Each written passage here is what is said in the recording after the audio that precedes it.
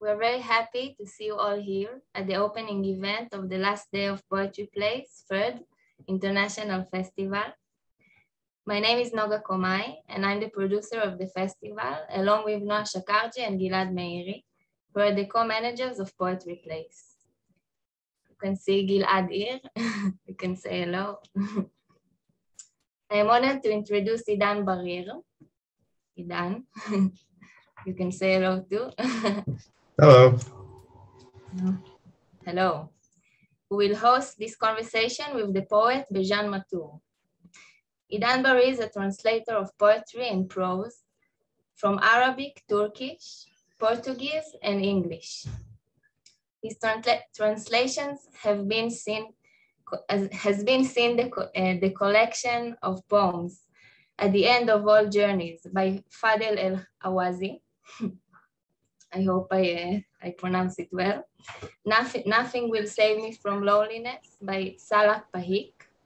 And the novel Our Coffee Shop by Najib Mahfouz. Idan teaches history of the Middle East and Arabic at Ben-Gurion University, the Hebrew University, and the University of Haifa.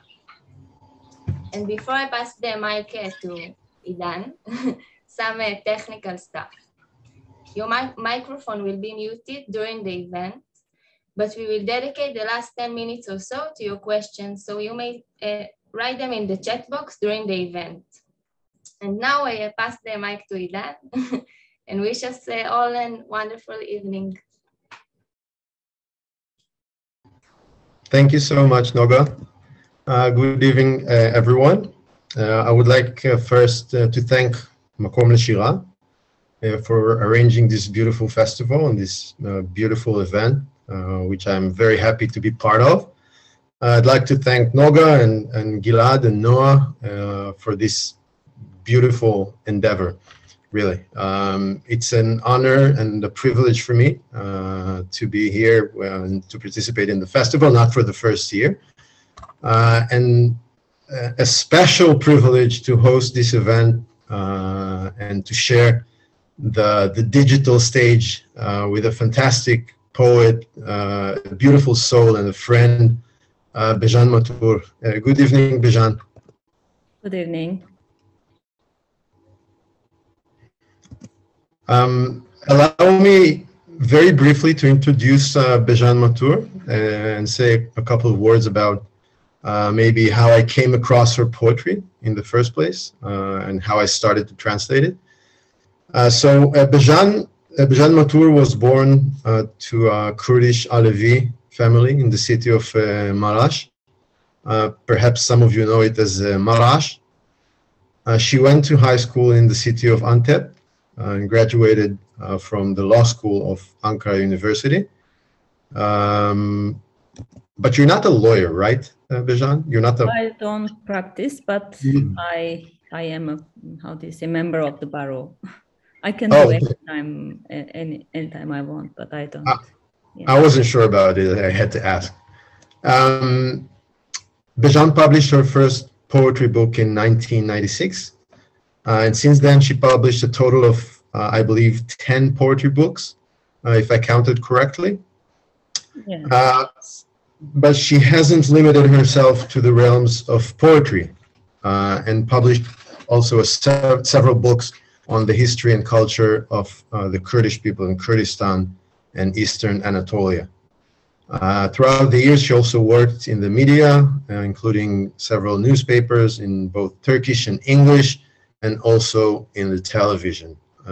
She's also traveling around the world. We'll probably be talking about it, and from time to time call Istanbul her home. I want to just to say, before we start the first reading of some very beautiful poems, I wanted to say just 2 or 3 words about how I came across Bejan's poem. So it first happened when I was working on the Yazidi poetry, a big project I was working on a couple of years ago. I noticed a poem by a non-Yazidi called Lalish. Only afterwards I figured out that it was a poem by Bejan. And shortly after finding this poem, I found a huge trove of many beautiful poems that I'd like to share with you today and share the stage with Bejan in reading a few of these poems. Some of the poems that I translated to Hebrew throughout the years.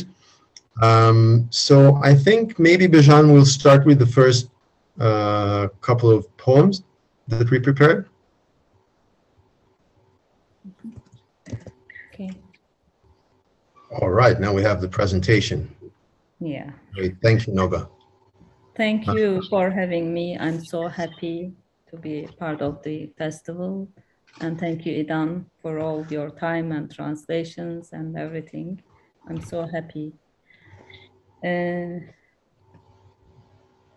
You want me to read 3 of them and then you read the translation, or one by one? How? I think let's do it one by one. We'll start with the Turkish and then I'll read the Hebrew. Better, yeah. Okay, this poem called Bir Ağıt Sabı. Olmayan bir ülkeden söz ediyorlar.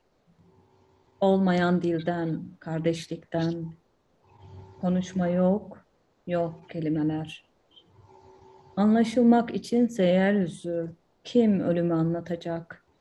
Dağların aldığı nefesi, çöken karanlığı kim anlatacak? Bir çocuğun rüyasında büyüyenleri kim?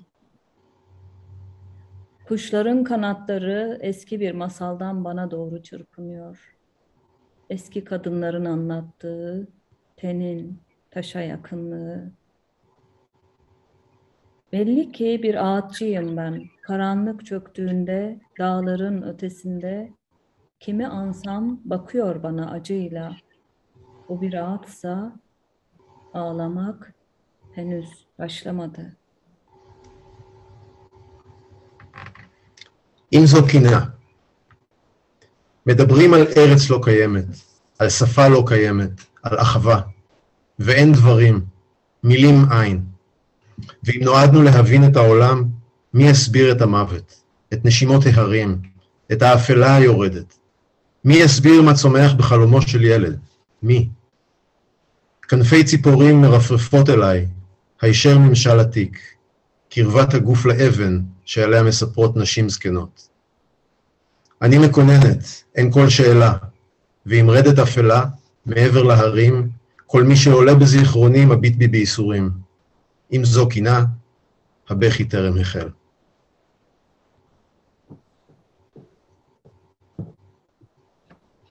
Buzul.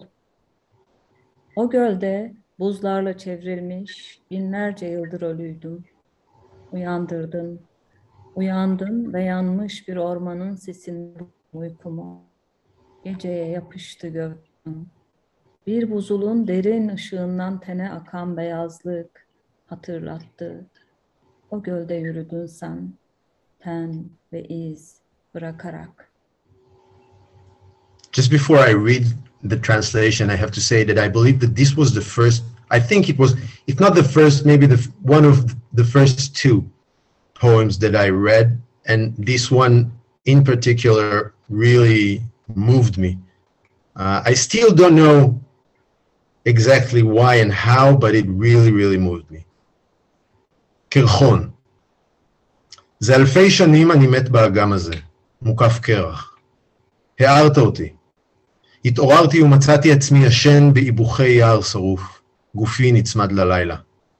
הלובן הזורם לאור מאור המעמקים של קרחון הזכיר לי. אתה צעדת באגם הזה, והותרת אחריך אור ועקבות.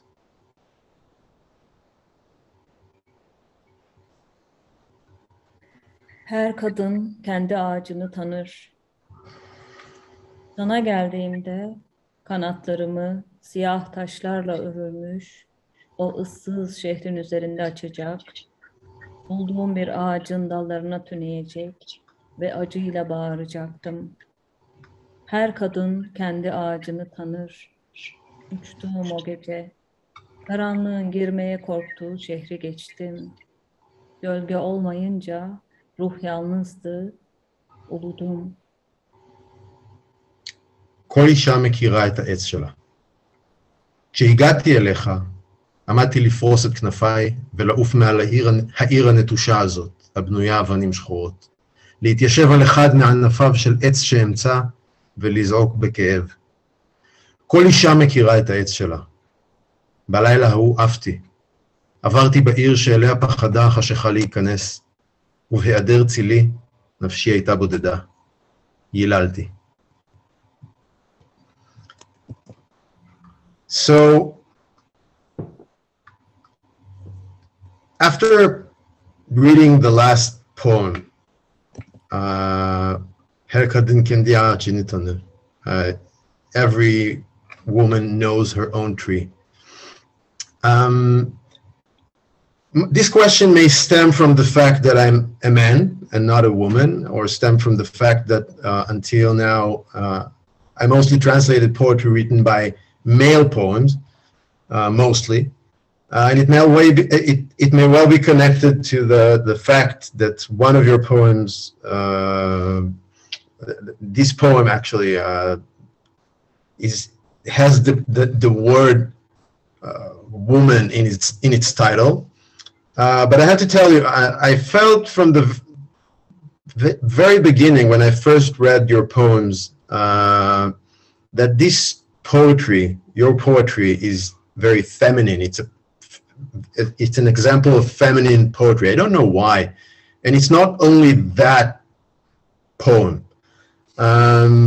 It was very clear to me that it was written by a woman. And it was also tricky because the Turkish language doesn't have feminine and masculine. So it was very clear despite this fact, this, let's say, lingual fact of Turkish. Can you offer an explanation to that, to this feeling that I had? Is there something that we can call feminine poetry at all? And if you think there is something like feminine poetry, so what it is exactly, and what makes it feminine in your opinion? I'm very curious to know what you think, what's your opinion, because I only seldom read poems without knowing the identity of its poet, and like it happened here, and I've been trying to explain to myself what made this poetry feminine to me, or women's poetry. Thank you, Idan. This question is really talking about feminine is a very sensitive subject for me. That's why I try to make some notes to not make mistakes because of lack of my English. I have a very narrow English, but I would like to read my notes. But before start to that, when I see women poets anthologies from the world, around the world, I see some common topics such as like roots, race, home, giving birth, love, giving milk, etc. You can continue the list of the words. But I see usually women poets are writing about these subjects mainly, but I don't think this is the things I see as a feminine essence. I would like to speak about the feminine essence in my poetry because I believe even the male writer, they have this. You can see some women poets who are writing like a male, like a man. They don't have this sense of language or feelings in their poetry. It sounds very masculine. Or you can see some male poet who are very feminine. This can happen.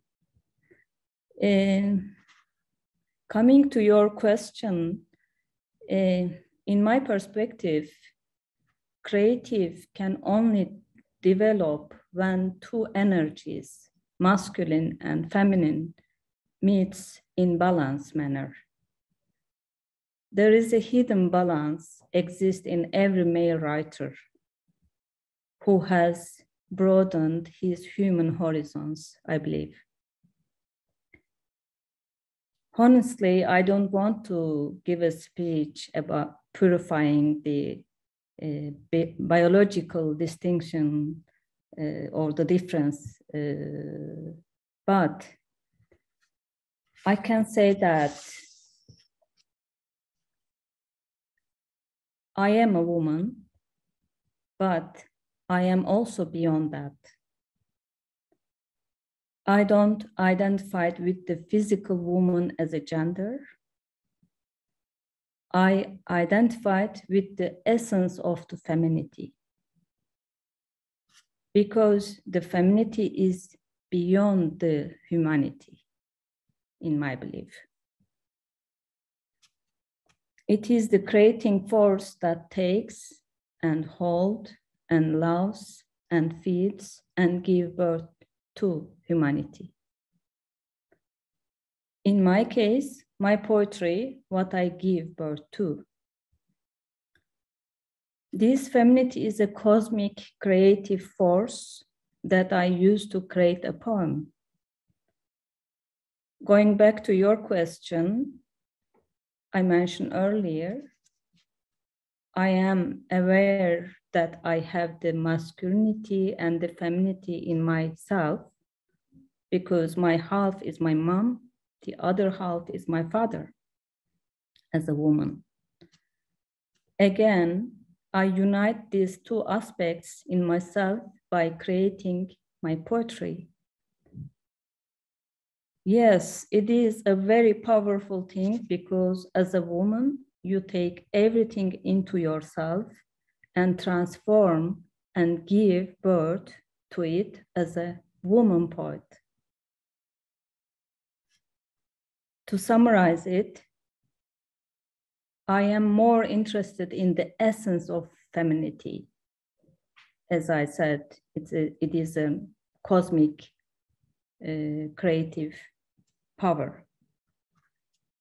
Also, I want to remind Virginia Woolf's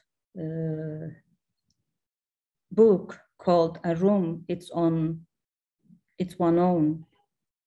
That space Woolf wants to describe, it is not a room in a house or a place in a society, I believe.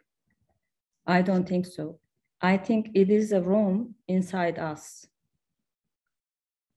Our women are aware of their power of their womb. The womb is not only having a children, it is the physical space of the spiritual field in the woman body. The power of this inner space comes from the womb. This is the proof that we can create either children or any kind of artistic work. Yeah, for now I can say this, but usually the critics and the people who read my poetry says same things as you said. They find it different. Even among the Turkish writers, they put my poetry in a different place because the sound is different than the other Turkish poets. I bring a kind of softness to Turkish language through my poetry. They find that it's a very feminine, soft way of describing. This femininity, as I said, it comes from a very spiritual or mystic, let's say, quality. I can say that, or from a mystic character. Let's say we can speak about that also. Thank you. So you already paved the road for the next couple of questions about. Do you hear me? Yes, I can hear you. Because I had a notification on my screen that my connection is unstable. It's frightening. So you already paved the road for the next couple of questions, also about the Turkish language and other languages, and about mysticism. And I would like to start with mysticism that you mentioned. And you mentioned the critics, and whenever I read some articles about your poetry, one of the first themes that come to the fore is naturally, I believe, mysticism, and it's very much present in your poetry. Themes like creation or recreation, the search for the innermost explanations for the being and for the existence, and the presence of divinity or the absence thereof. These are some of the characteristics of your poems. And as I said, critics and even some bio notes about you that I found here and there stress this trait of your poetry, and also they stress the fact that you come from an Alevi family. And I can't help but wonder, as a reader and as an enthusiastic translator of your poetry, whether the Alevi background may be the reason for your mystic explorations and elaborations, or is it just other backgrounds or interests in your life? Yeah. I think being mystic in your writing or in your poetry, it cannot be, how do you say, programmed. It just happened. You're born with that reality, I believe.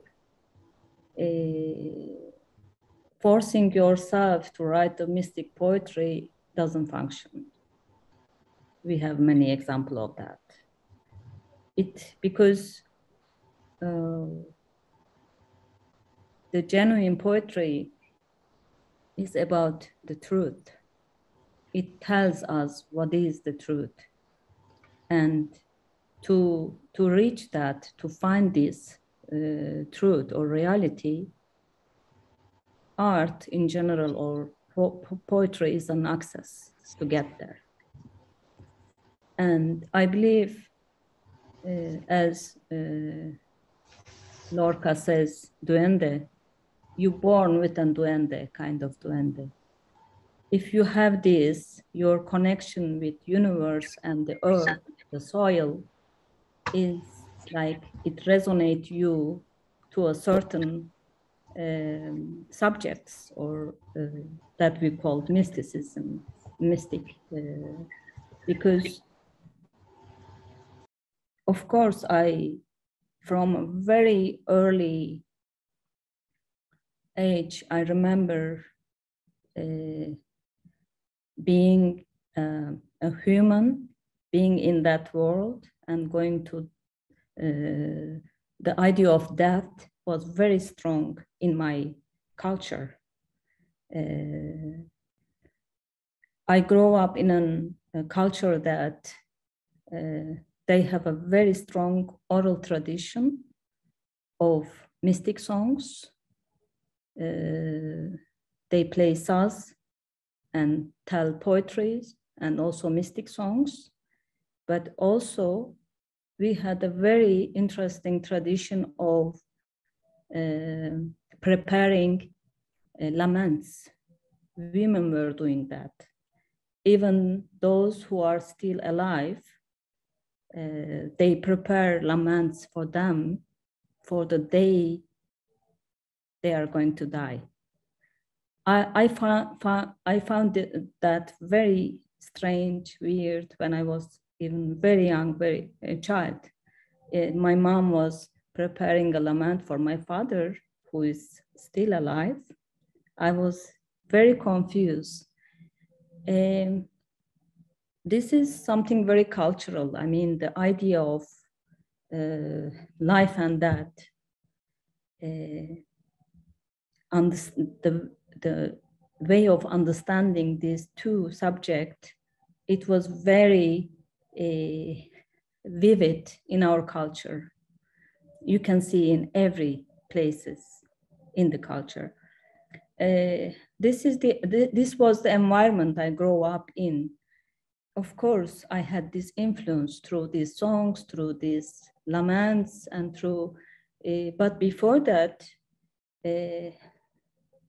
as you said, the Alevi tradition, it has a very different understanding of cosmos, and their cosmology is very different than the other, like Islam or Christianity, because we believe the creator God is not separate from all the creation. We are one. That's why Hallaj says, "An al-Haq," like, I am the God. You see God in human face everywhere. You see God in every creature, in the trees, in the wind. God is everything. And all this construction all together is one. These were like not written, of course, because we don't have a written culture. Our tradition, oral tradition is very strong. I grew up in a secular family. My father is quite secular.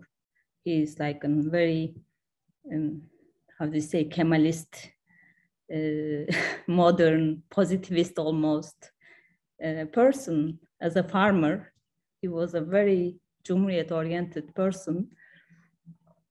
But my mom is more like a shaman, let's say. She had a very natural way of living Alevism, Alevi culture. At the beginning, to be honest, for years, the poetry I was writing, the motifs in my poems, the metaphors that I use as like the light, or the meaning of that, or the meaning of eternal, or this cosmos, all these things, I didn't know how to place them, where to put.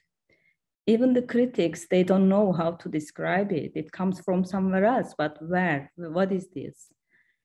But as I am newly, like last few years, I start reading about Alevism. I see that, yes, Alevi belief system and its metaphors are in my poetry, but naturally, without any intellectual connection to this tradition, I wrote their poetry. I don't know how this happened, but what I write, it can be seen as an Alevi, how do you say, tradition, or, like belief system. It represents that, I can say that. But in a very modern context, it's not traditional at all, what I write, but the connection with the cosmos, especially, it's exactly how my mom lives with the idea of God, or, life. It is, I am there, I am one of them. I can say that, yeah. It's very interesting because it explains what you said, for example, about the laments. in your family's tradition or your people's tradition explains a lot. For example, we read the poem where you say about yourself that you're a weeper, Aichi. It's very interesting. It explains many things behind the scenes of these poems. I want to follow up. We have a time for a few more questions. And I wanted to follow up on this theme of mysticism. Right behind your, I believe it's your right shoulder, there's a picture of you visiting Göbekli Tepe. Yeah. This is a deserted area, region in eastern Anatolia, eastern Turkey. And you told me a very interesting, very peculiar experience you had in Göbekli Tepe many years ago, where you stood there and received your entire first book as a sort of epiphany, like it was spilled on you, and you just soaked it and had to write it down immediately. And I wanted to hear a bit more about this experience, and I'm using this opportunity to ask you an interesting question that's sort of nearing this experience and this the way you received this epiphany. I'm very interested in the broader context of your writing. I mean, how do poems come to you regularly besides this very peculiar epiphany? Did it happen again after the first occurrence, or do you find inspiration otherwise elsewhere in more common or daily situations? Yeah. Poetry comes when it wants to come. I don't force. I don't create poetry in my mind. I'm not that kind of poet who writes in mind. Poetry first comes as a sound to me. It is a sound at the beginning. If I have a pen and notebook, then I can make words. Otherwise, it's just the music. It flew away. It goes away. If I catch it, I didn't catch it by writing, it just flew away. This I can describe as a kind of vortex, voice sound vortex. I feel like I am in a vortex of sound. I'm surrounded by this very strong vortex. And then I feel like I'm just telling, how do you say, not the words even, but something premature words, like strange syllables, maybe. Yeah, strange sounds are coming to my tongue, and I try to catch them. If I have pen, as I said, I sit and just it's pour, like I feel like I make the note. Like if you see me when I write, it's really, once I had this experience because I forgot my notebooks and pen with me. I was having a walk in my hometown in the village. And again, I felt these sounds, but I didn't have pen with me. And then I had my iPhone instead of notebooks. This is our tragedy. Our times writers. I said, okay, I can just record it. And I just hold the iPhone and I put on the video mode. I was holding on my right and walking beside the wheat fields, just recording. And watching this later, I found very strange because not only I was transformed into nature. I was someone else, not myself. my face, my aura, the color, the way I breathe, everything was different. And usually it comes like that.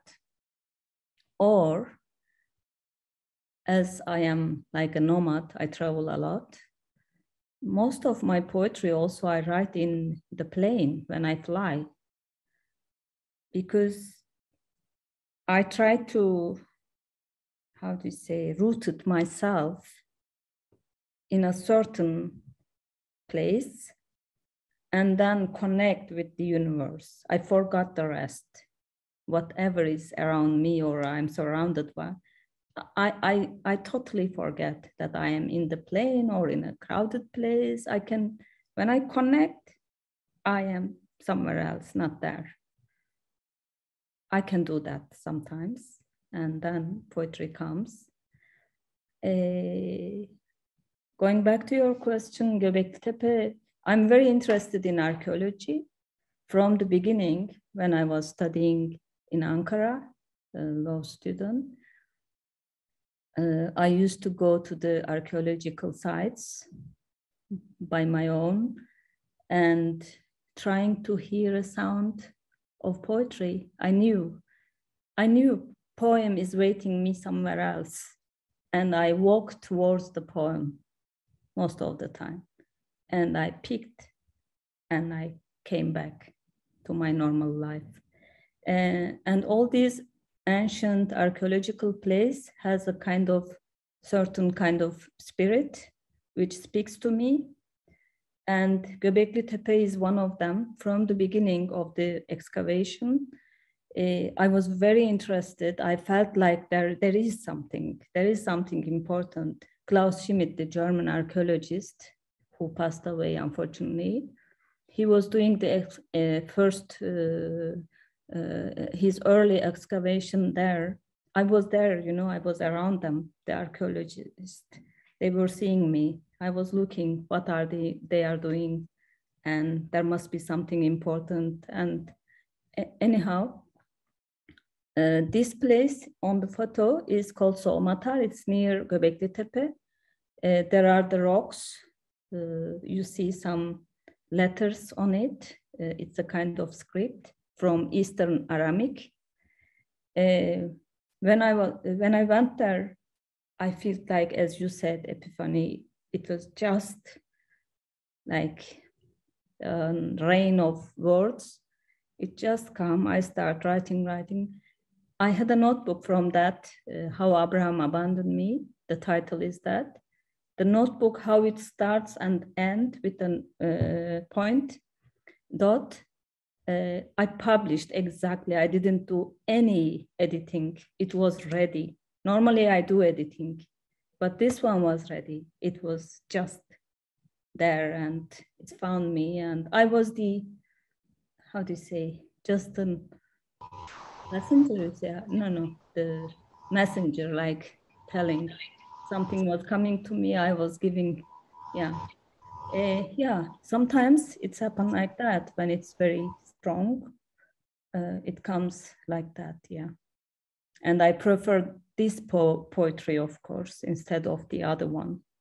You see the quality of poem, if it's through this kind of experience or not. I can judge it, I can see it. That's really, really interesting, the last point. I mean, how you judge it. I mean, I'm not sure that I can be judging. I mean, I can differentiate those pure inspiration poems from non-pure inspiration, non-epiphanies. It's interesting. I wanted to ask, of course, we prepared many more questions than the time will allow us. So we'll have to economize on questions. I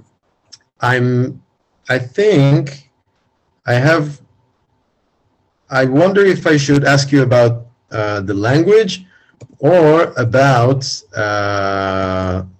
some interesting themes that I find in your poetry. But we spoke about mysticism. Maybe we should just go on, just take another step forward with that. I mean, exploring layer after layer of your poetry. We spoke before the event, and you told me, I asked you about whether Turkish was your first language. I have a special interest in writers whose writing language is not their first language, is not their mother tongue. And you told me that Kurdish, Kurmanji, was your first language. And I wanted to ask you, as a Kurd living in Turkey with all these identity, political complexities, as a Kurd living in Turkey and writing in Turkish, do you feel that the Kurdish language, your mother tongue, is somehow entering your poetry? It's present in your Turkish writing, maybe in, I don't know, lower subconscious levels of your writing? And if so, how can you describe this sort of infiltration of the Kurdish language and maybe the Kurdish culture as well into your poems? First, I want to tell how I describe mother tongue. What is mother tongue? Mother tongue is not about the words or grammars or the structure of the language. It's not. It's constructed by the place, the light of the place where we're born, the sound of the river that you remember from your childhood, or the sound of the wind, or the way your mom called you when you were small. All these sounds and lights, colors, smells that you remember from your childhood are creating the mother tongue, a space that we feel at home, we feel safe. And that's why mother tongue is the source of my poetry, because I remember that light, I remember that sound, I remember that smell. It triggers something in me that you carry with you, and then you transform into other languages through words and grammars. I see like that. That's why, of course, my Kurdish is in my Turkish. It's hidden there. I have the, once I was reading my poems in South Bank, London, the audience, they came, they were so surprised. They said, how soft the sound of the Turkish, we didn't know that. Such a beautiful language. That's give me a kind of sorrow, you know. I thought this softness and compassion, it comes from my Kurdishness. It comes from my mom, from my childhood. This is not only a Turkish language, how do you say, quality, or I bring something in it. And then I decided to write in Kurdish also. I said, I must do that to show one day my mother tongue, to thanks the culture, the history. Then I start writing few poems. I'm still continue. I would like to make a book. My Kurdish is, I cannot compare with my Turkish, of course. It's very primitive, very naive. It's a real mother tongue. The language I spoke with my mom. It's very simple, very limited, but still I'm able to create some nice metaphorical saying and words. Yeah. Yes, the sound, because I believe poetry is based on sound, and you grow up with another language, and then you have two layers of the sounds, you know. One resonates in a different place. The Kurdish, it's more deep and belongs to your childhood memoirs, all these semi-half dark memoirs, very deep. And it's almost like an unconscious place. And I think it gives a quality to a writer to be bilingual. I find that because through being the bilingual, it's not only you are, how do you say, translating your words, you are transforming yourself also. There is a transforming of a person in a psychological level. I think that's why there is, I see more that deepness there. I would really love to go on and asking you more about this, because this is really something that interests me very much. But unfortunately, we're running out of time, but we will do it. I mean, we will continue this conversation about mother tongues and infiltration of older languages into new languages. It's really, really interesting, and I mean, for me, it's really a thing I'm dealing with a lot. It really is very interesting for me. But I think we should maybe go to our second session of reading. We'll ask Nolga to put on the, exactly, that's it. And I think we will have, because of we ran out of time, maybe we'll start. I mean, we'll start with the קורבן שרקיסי, with מזמור צפרדעים, and we'll see how much time we have. And I don't see that there are actually questions. If you have questions, you have a couple of minutes to. I'm asking everyone, if you have questions for Bejan, please write them down here on the right side on the chat column, and I will ask her after we read these next couple of poems. Please, Bejan. Thank you. Kurbağaların şarkısı. Kutsanmak içindir her nehir ağzı, durup beklemek, dinlenmek için. Mutluları gömmek içindir her nehir ağzı, suya dönmeleri, suyun gölgesini tatmaları için. Her vadide geceleri, değişen sadece tapınakların, suya batmış gövdeleri, an yetersiz, geçmiş, koyu bir derinlik sanki.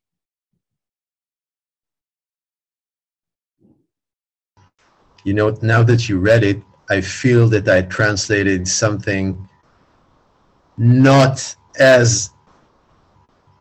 exactly as it should have been, but it's interesting. I think I'll have to rethink that. It was something in the way you read it. מזמור הצפרדעים. כל שפך נהר נועד כדי להזדכך, כדי לעצור ולחשוב, לנוח. כל שפך נהר נועד כדי לקבור את המאושרים, כדי שישובו אל המים, שיתאמו מצל המים. בכל עמק בלילות משתנות רק גוויותיהם המטובעות של מקדשים. הזמן לא מספיק, העבר דומה לתהום אפלה.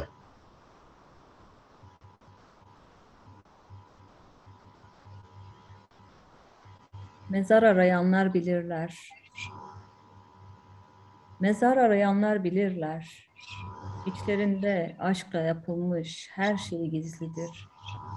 Savaş ve hüner, soy ve keder. Taşlı bir yolda durduk, fıstık ağaçlarının gölgesiz tarlasında. Antep'teydik, her şeyi görmüş Antep, yaşlanmış. Bağrı açılmış, kanmış. Mahcup bir çocuğun düşü gibi, yağmur yağınca kızarır toprak. המחפשים קברים יודעים.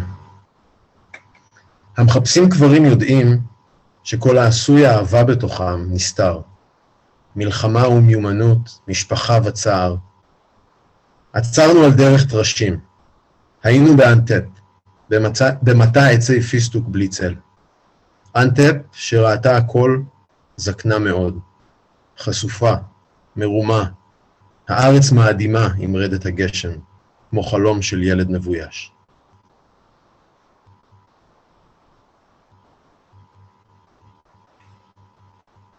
Balıklar bilir. Nehirde doğmakla denizlere ulaşmaktan vazgeçmemiş balıklardan öğrendim. Doğmak, ölmek bir. Geri dönmeyi biliyorlar, hatırını köklerin. Doğduğu nehre ölmek için dönen balıkların yol bilen, kadir bilen soyu bana öğretti. Gitmeliyim kendime varmak için. הדגים יודעים. It's probably my favorite. I don't know. I don't have a list, but it's probably my favorite poem. הדגים יודעים. מן הדגים הנולדים בנהרות ולא נכנעים עד שיגיעו לים, למדתי שלידה ומוות חד הם. למקום מוצאם הם יודעים לחזור. לנהר לידתם חוזרים הדגים כדי למות. הם יודעים את הדרך, הם יודעים את הערך. הם לימדו אותי ואני חייבת ללכת כדי לגלות את עצמי. I think we still have time for last one. I don't see, actually, let me see if there are.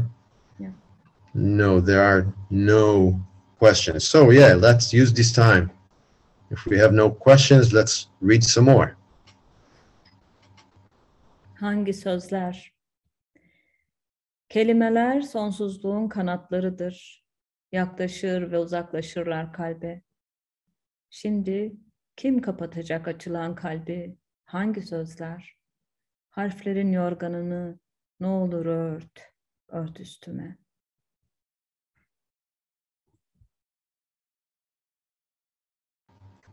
אילו מילים. מילים הם הכנפיים של הנצח, מתקרבות אל הלב ומתרחקות. מי יסגור את הלב שנפתח? אילו מילים. אנא ממך, שמיכת מילים. כסי, כסי אותי. We have 5 more minutes. I added an extra poem, so we have one more that we can use as a last poem. Mm-hmm. But I really want to open the floor for some questions if you have. It can be an impromptu question. It can be just improvised. Somebody, do you want to ask questions? One question that I want to ask, Bejan. My grandfather and grandmother, they spoke Kurmanji. And I wonder if this language, people still speak it, use it, write poetry in Kurmanji?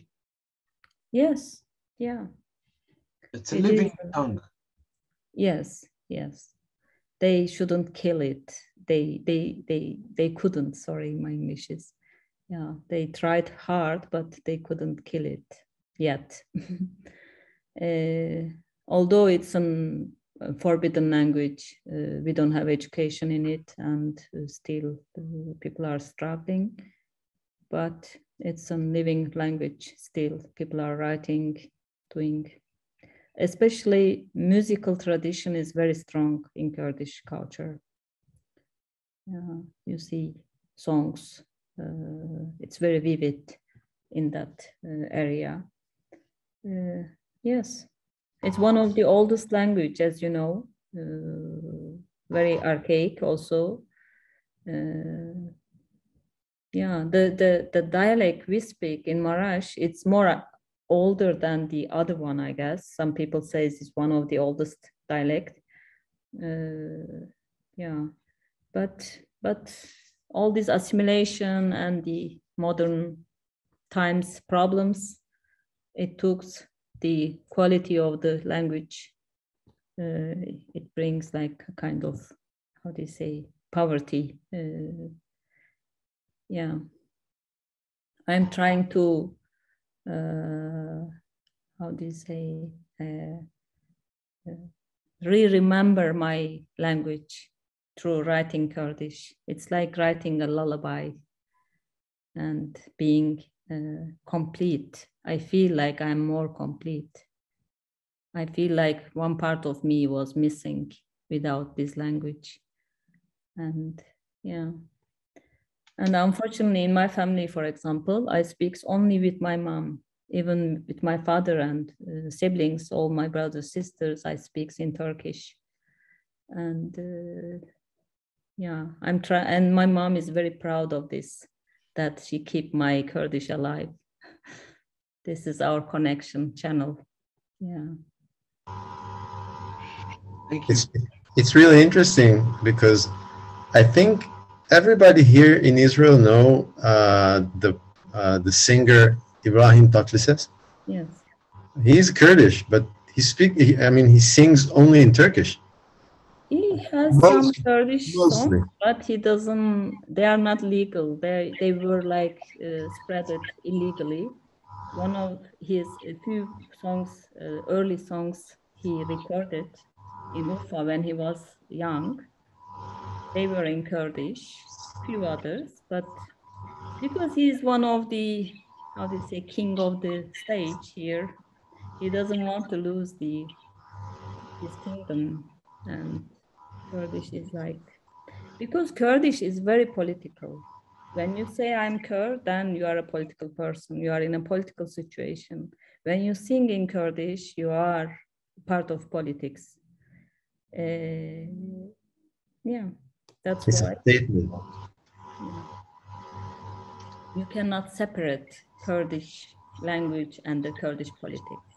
It's very connected. It's very politicized, yeah. And which is not good for the culture, for the literature, which is a big dangerous actually, because language must have its own, how do you say, horizons and space and all this spiritual quality. When you bring propaganda into language and you narrow it, it shrinks, it loses the quality. That is why I never use, how do you say, political terms in my writing, never. But still my poetry is very political because my understanding of politics is about changing people's view, changing people's ideas about the reality. When you touch to the people's heart, their mind, and you give them another way of seeing things, you took them to another dimension. This is being politic. Otherwise, through using all this political terminology, you can remain as a very apolitic. This is very possible, I think. It's another topic that we can talk about forever, but we are at 7 p.m. and before we're being kicked out of Zoom by Poetry Place people, the lovely people at Poetry Place, I would like to say thank you, a big thank you for everyone, for all of you who participated, who came to listen to Bejan. I really hope you enjoyed it. It was an interesting discussion and you enjoyed the poetry. I wanted to say a big thank you to you, Bejan, for everything, but especially for this evening. It was really interesting. Thank you, Idan. Thank you. I wish to thank too to you, Bejan, and to you, Idan. It was fascinating and very, very calming. It was amazing, really. So thank you. And I want to thank all of our viewers too for this wonderful poetry event. And please be back here in about 25 minutes for Charles Bernstein and Amit Ben Ami. So thank you very much and see you soon. Thank you. Thanks so much, Noga, really. Thank you for everything. Gilad, Noah, thank you very much for hosting us. Thank you, Noga, and everyone. Idan, thanks a lot for your kind and nice questions. And for your time. Thank you. Thank you. I'm happy to know all of you. Bye-bye. Bye. Good night.